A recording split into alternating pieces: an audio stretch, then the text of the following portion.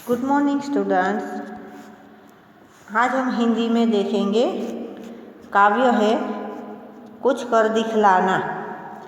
यह कविता है, उसके कवि है अयोध्या सिंह उपाध्याय, उसका उपनाम है हरिऔध।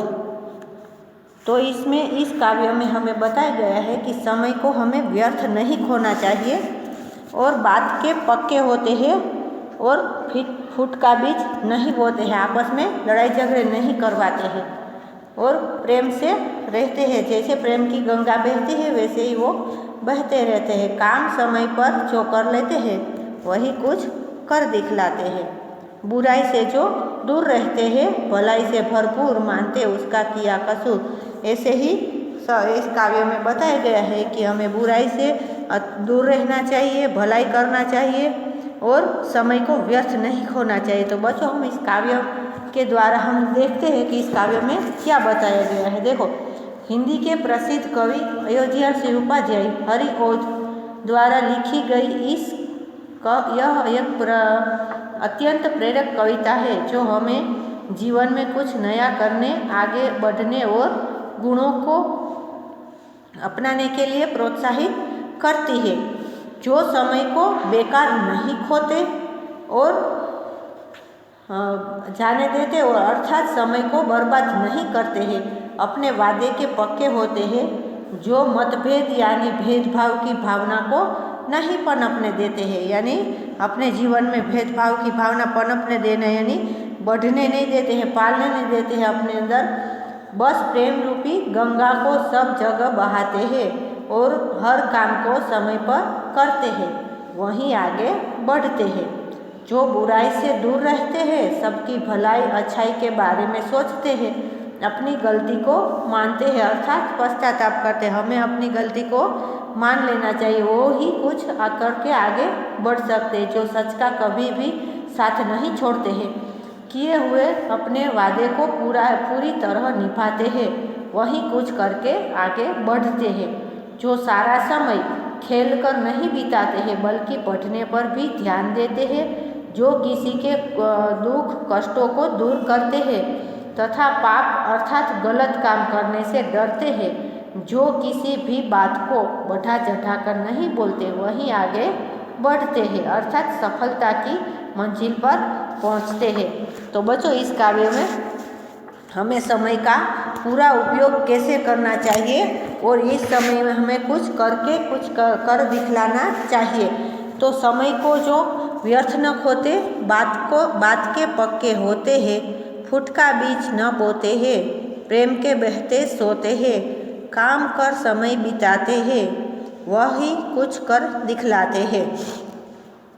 समय को व्यर्थ नहीं खोते हैं, यानी व्यर्थ बातों करने में, यानी बैठकर या कोई गपाटे मार के जो व्यर्थ समय व्यतीत कर देते हैं अपना अमूल्य समय, वैसे हमें समय को व्यर्थ नहीं खोना चाहिए। बात के पक्के होते हैं, जो अपनी बात के पक्के होते हैं, फुट का बीज न बोते हैं, आपस में लड़ाई झगड़े नहीं करवाते हैं, उसे फुट का बीज नहीं बोते हैं, ऐसा कहा गया है। प्रेम के बहते सोते हैं, जैसे प्रेम रूपी गंगा बहती है वैसे ही हमें आपस में प्रेम से रहना चाहिए।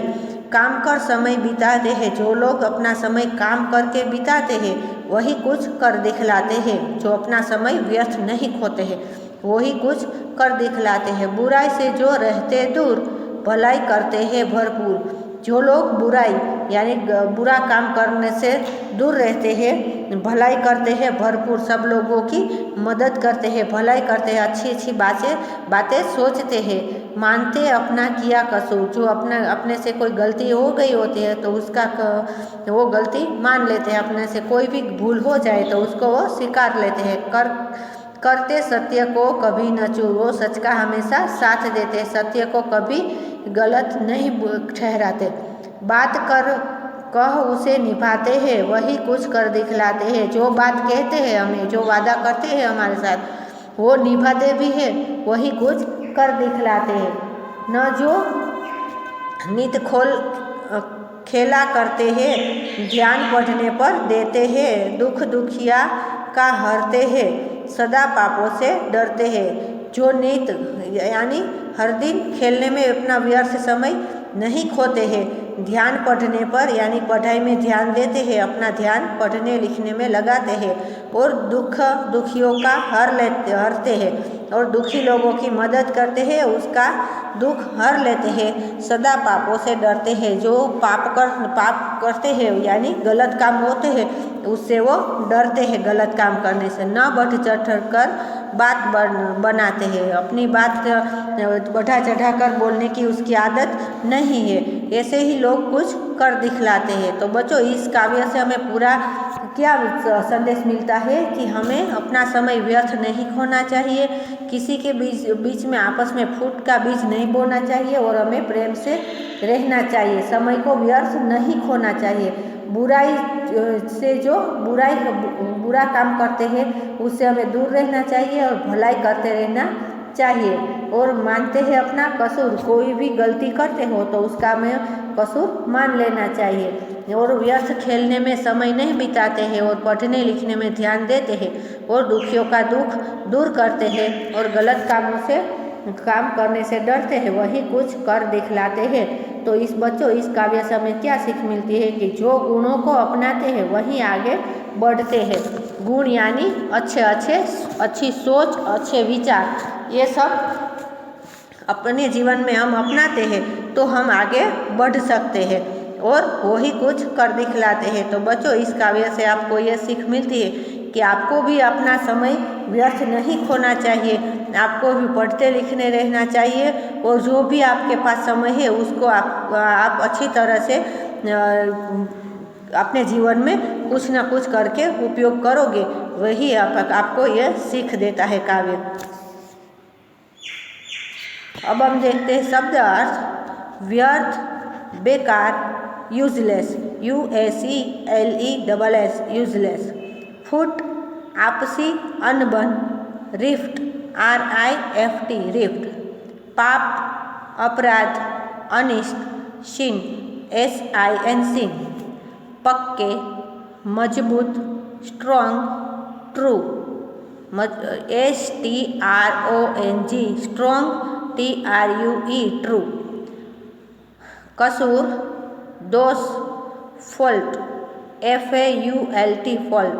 नित, हमेशा, ऑलवेज, ALWAYS, ऑलवेज।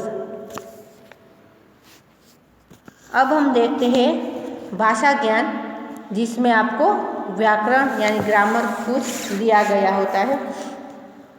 देखो पहला क्वेश्चन है विलोम शब्द। तो विलोम शब्द तो आपको पता ही है कि जो जिस शब्द का उल्टा अर्थ दिखाता है उसको विलोम शब्द बोलते हैं। सुंदर, तो इसमें हमें 3 शब्द दिए हैं, सुंदरी, बदसूरत, खूबसूरत, तो हम इसमें बदसूरत पे राइट करेंगे। सुगंध, खुशबू, बदबू, दुर्गंध, तो सुगंध है उसका हम दुर्गंध लेंगे। प्रसन्न, अप्रसन्न, दुखी, सुखी, तो प्रसन्न के सामने आएगा अप्रसन्न। मीठी, मधुर, कोमल या कड़वी, तो इसमें मीठी के सामने विलोम शब्द आएगा कड़वी।